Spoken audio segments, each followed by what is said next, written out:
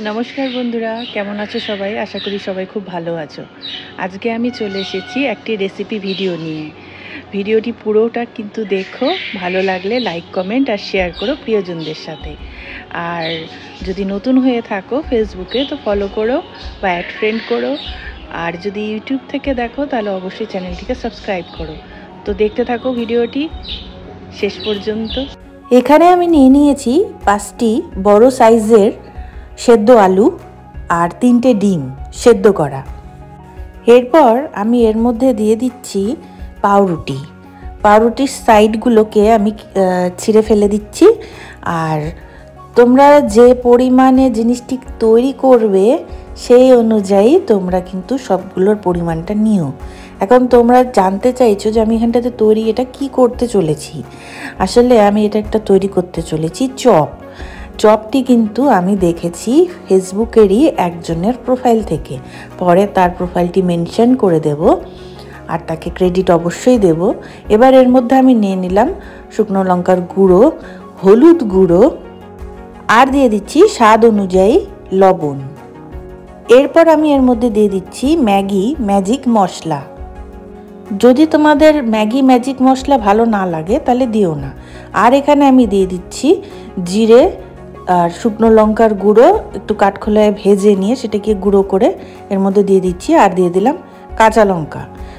এরপর দিয়ে দিচ্ছি পরিমাণ মতো পেঁয়াজ।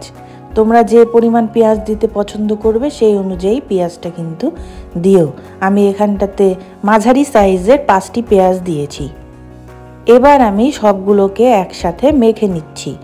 আর একটা কথা, তোমরা এখানে চাইলে ধনে পাতা দিতে পারো কুচো করে। তো আমার এখানটাতে মাখাটা কমপ্লিট হয়ে গিয়েছে। খুব ভালো করে মেখে নিতে হবে যাতে সম্পূর্ণ মাখাটা একদম সুন্দর করে হয়।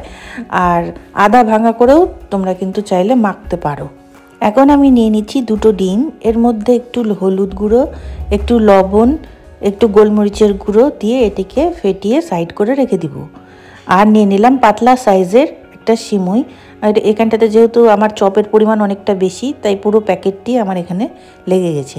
তারপর আমি কিন্তু পুরো সিমুইটিকে হাত দিয়ে এইভাবে করে ভেঙে ভেঙে ছোট ছোট টুকরোতে রেডি করে নেব। এখন হাতের মধ্যে একটুখানি তেল লাগিয়ে নিলাম যাতে চপটি রেডি করতে আমার সুবিধা হয়। চপটি বিভিন্ন আকারে তোমরা তৈরি করতে পারো নিজের ইচ্ছে অনুযায়ী। তো আমি এখানটাতে চপটিকে লম্বা মতন সাইজ দেওয়ার চেষ্টা করেছি।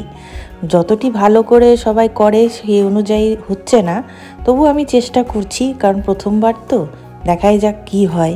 এখন চপটিকে ডিমের মধ্যে চুবিয়ে নিলাম।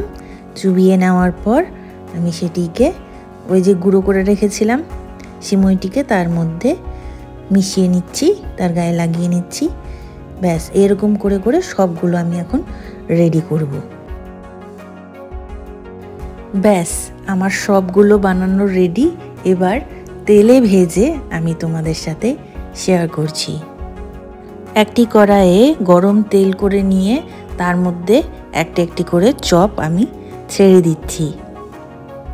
অনেক লো হিটে ভাজছি যেন পুড়ে না যায় আর চপটিও যেন ভালো মতন ভাজা হয়।